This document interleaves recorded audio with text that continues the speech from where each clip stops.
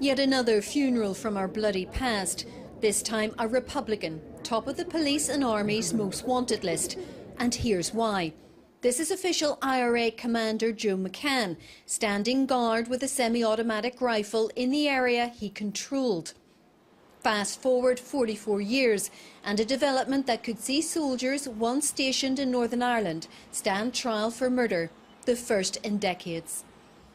No interviews from the PPS on the decision to prosecute for murder over what happened here all those years ago. Instead, this statement confirming the test for prosecution has been met. Now the men, both in their 60s, known only as Soldiers A and C, live in England. What will happen next? Well, they will be summoned to appear in court in Belfast, just around the corner from here. That will be sometime in the new year. This came about after McCann's killing was re-examined by the Historical Inquiries team, which no longer exists. The 24-year-old was under surveillance on the day he was killed in April 1972 and was unarmed when shot several times by paratroopers as he ran away from police when they tried to arrest him. Legacy detectives found that even though McCann was wanted for terrorist crimes and the soldiers thought he was carrying a gun, his killing was not justified and breached Army rules of engagement. McCann's family passed that report to the Attorney General, who in turn passed it on to prosecutors. News of this decision welcomed by the Republicans' family. In a statement, son Fergal said, "It was always our view that our daddy was executed. He was unarmed when he was shot, and the soldiers admitted that they knew him and knew him to be wanted. This was one of the first shoot-to-kill incidents in our opinion." Others unhappy though. They claim there's a one-sided approach when it comes to the past, with a witch hunt against the security forces. That view backed by Assembly member Doug Beattie, who served in the army for 34 years. I think people will be looking at this and they'll be outraged, you know, that we have these people, these terrorists who are walking our streets and not being touched. And yet soldiers are being touched for engaging known terrorists, people who have committed terrible atrocities. Even though Joe McCann was only in his early 20s, he had already gained a ruthless reputation. His enemy, anyone associated with the Crown and the state. 2 months before his own death, he was linked to the attempted murder of prominent Ulster Unionist John Taylor. But campaigners argue that despite McCann's background and history, everyone has a right to pursue the truth. I think people need to be reminded that just because you're wearing a uniform, you're not allowed to murder people. And if there is evidence that shows that, that you have a case to answer, then it's up to the courts to decide. From the moment this case was reopened, whatever the outcome, it was always going to be the cause of much consternation. There's another big case waiting in the wings for a decision, Bloody Sunday. Police and prosecutors insist justice is their sole motivation. But when it comes to the past, things are seldom simple here. Sharon O'Neill.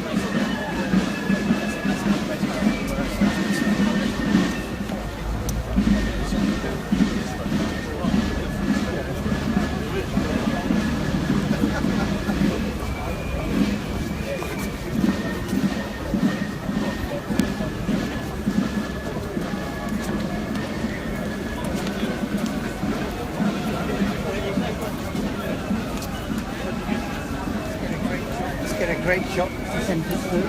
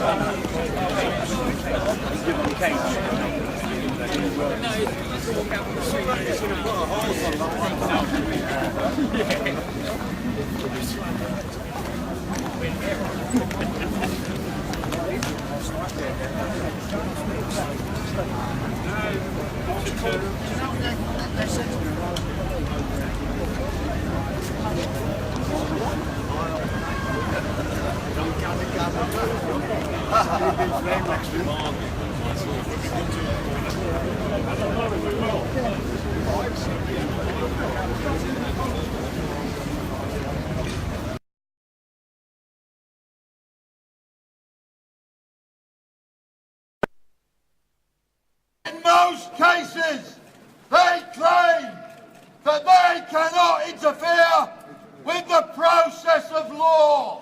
Rubbish. They cannot interfere with the police service of Northern Ireland. If that was true, what was the Good Friday Agreement about? Sure, they will mouth their platitudes about releasing convicted murderers early and hide behind legal terms. They will use meaningless concepts such as fair and proportional. But when we remove the flannel, it comes down to a simple understanding between the difference between right and wrong.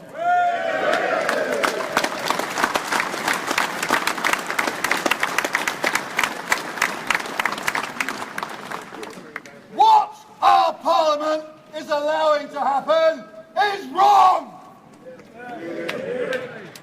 Proportionate. What they want is one soldier investigated for every 9 terrorists. That sounds reasonable, doesn't it? Except the police know where every soldier is. They know which soldiers open fire, and they know why they open fire. There is an official paper trail to every soldier. Every soldier that killed somebody in self-defense. Of the gangsters, there is no paper trail.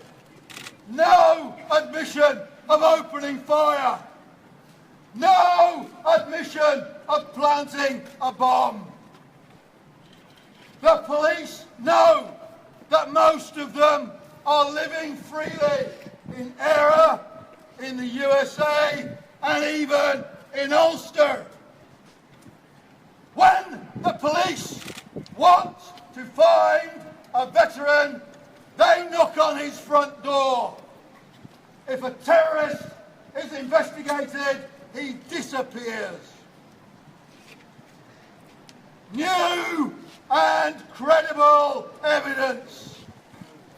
There isn't any new and credible evidence against our soldiers. The lawyers ask the same questions a dozen different ways until they get a more ambiguous answer. Dennis Hutchins has been to court twice in the past to answer for a shooting he was party to 45 years ago. Now he's facing the same questions again for a third time. The Director of Public Prosecutions in Northern Ireland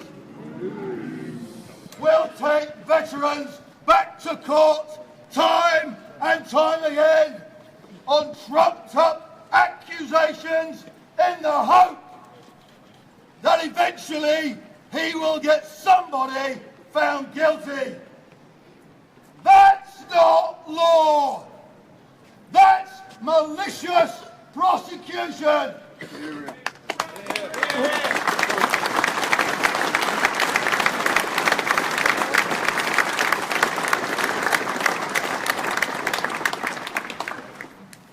Operation Banner. 3,262 souls murdered by the gangsters in Northern Ireland. 367 killed lawfully by the security forces in defence of themselves or in defence of the public. 89 unknown. And that just means that those murders weren't officially sanctioned by the leaders of the IRA and the UDA. Equivalency. There can be no equivalence between those whose sole purpose was to commit murder to advance their cause and those whose sole role was to protect the public. There can be no fairness between professional liars who will do and say anything to obtain their objectives and decent citizens who only want peace. There can be no fairness between officers of the state whose actions are recorded and criminals who just hide across an open border. Do not be distracted. We are not here to discuss Northern Irish politics or the evils of terrorism. We know what they are. We're here to protest about cowardly, lying, idle, uncaring governments who choose to let criminals hold our veterans.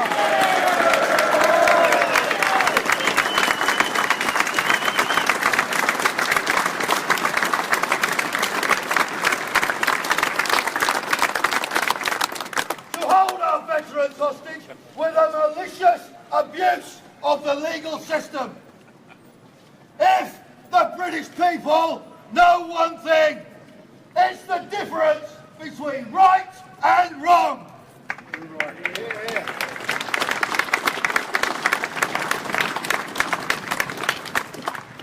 We are not guided by religious bigotry or party politics.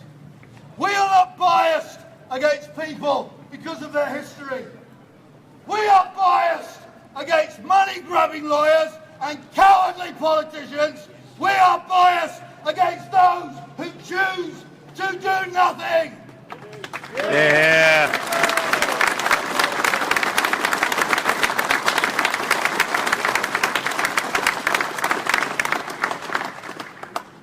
Parliament, don't tell us you can't interfere.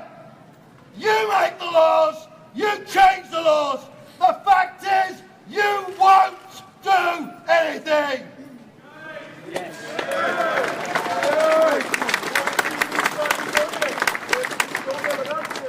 Sure, we have friends in Parliament. Some are here today, and we are all grateful for their support. Yeah.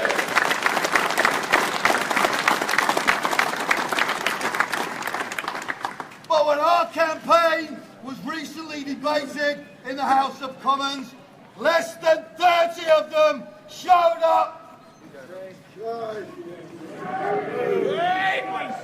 Several almost identical letters from members of Parliament state that they value the armed forces and they are grateful for our service.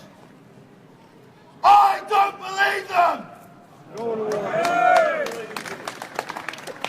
They have no idea how patronising and pathetic such comments are when 500 of them sell their hands every day and allow this type of evil and immoral behaviour to continue. This apathy, This cowardice tells gangsters that extortion, intimidation, murder and corruption are the path to power. If we allow ourselves to be governed by appeasers, then we will end up with the government we deserve. As a soldier, I swore true allegiance to Her Majesty Queen Elizabeth II, her heirs and successors, and all officers set above me. I didn't swear allegiance to a bunch of mealy-mouthed, cowardly hypocrites who refuse to acknowledge.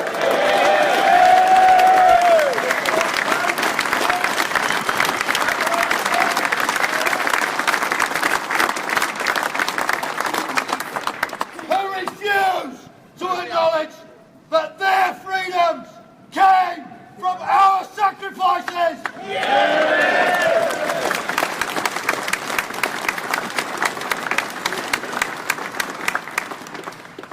So what did we get in our reply to the letter from Mrs. May?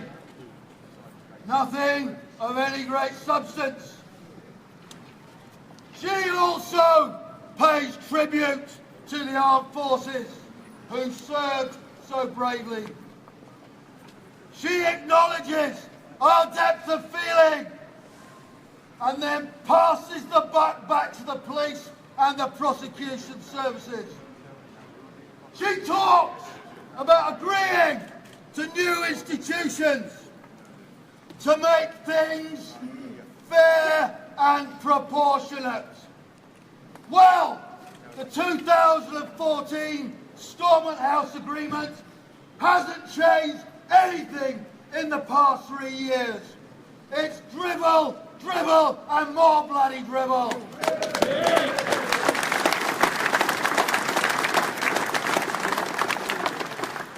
We told her we wanted a Churchill, not a Chamberlain. So far, we've got a Mrs. May B.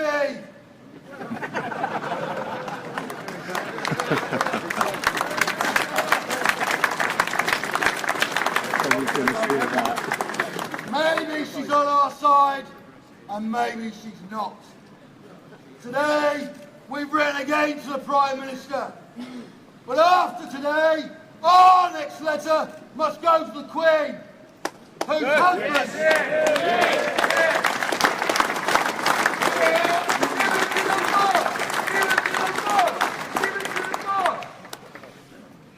whose husband, son and grandson have fought for our country. We need leverage, and that leverage can only come from the ballot box and the courts of law. We must affect the by-elections in our constituencies. We have soldiers and veterans in every county in Britain, and regardless of our political leanings, next time there's a vote, we, you, me, we have to ask, what did you do for the Northern Ireland veterans?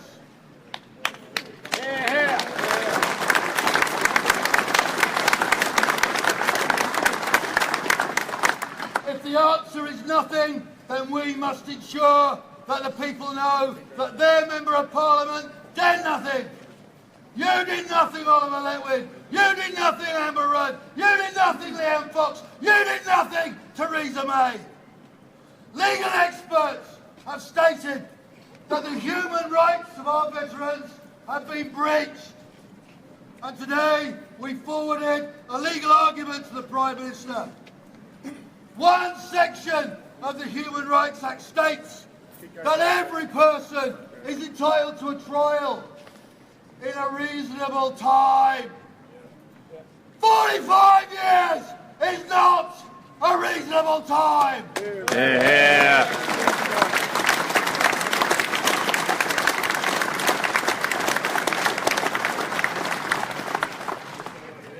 In the coming months, we will ask you for your support and we will ask for funds to carry this campaign forward. We need to engage a human rights lawyer, and we need to put our people and our advertising on the ground at every vote. It will take time, it will take endurance, and it will take determination. If we are to succeed, then we must use the few weapons that we together have effectively. We must have berries, flags, medals, posters outside and close to polling stations asking, what do you do for us? We must affect the vote, and we must make 500 politicians care.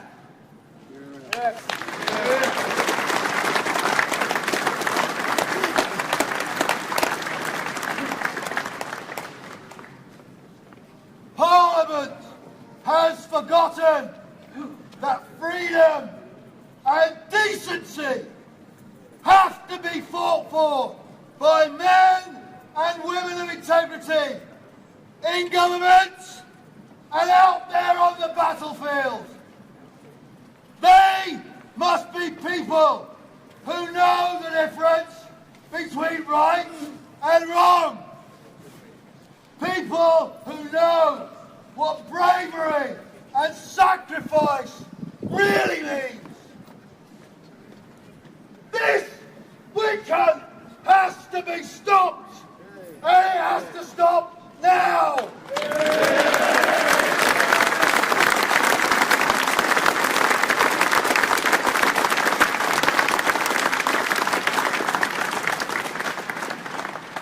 And if they won't listen, we will shout louder. If they won't listen, We'll shout louder! thank you.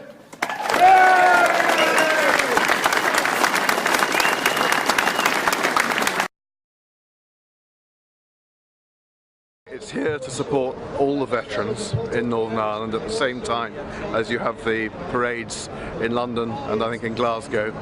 For me, it's especially poignant because of having lost friends in the Hyde Park bomb. It's also especially poignant in standing up for Corporal Major Hutchings, who is being taken to court. We have Veterans for Justice, and to be here and to be able to support them is absolutely vital. We've got to get proportionality into what's happening. We've got to get something that's fair, and we've got to find some way of putting this all behind us and looking after the veterans, because those were the brave men between us. And there's a counter demonstration on obviously as well then, so what's your comments? Well, as Doug Beattie said, we fought for the right for people to be able to demonstrate, so they must be able to demonstrate. And as long as today goes off peacefully, that's fine. You know, people keep saying that, are we asking that there's some form of an amnesty? And we're not saying there's any form of an amnesty. We do not want an amnesty. But what we want to see is that the full weight of the law is proportionate. 10% of the killings were conducted by the security forces, 90% of the killings were conducted by the terrorists. So let's get that proportionate and do those investigations in a proportionate manner. Let's not just focus solely on the military by putting all of those into the HIU. What you have is the Bill Murphy families here today. You have ex-veterans, many who I would think will be suspects of the troubles and killing innocent civilians in the streets of Belfast. They come here in provocation, walking over our loved ones' graves. We're reminding there's an issue here. There's families here. We're waiting 46 years for the truth, and these soldiers are asking for immunity from prosecution. No one is above the law. We believe that all people, no matter who they are, deserve truth and justice, and that's what we're here for. We're here to make a point that 46 years later, still no truth.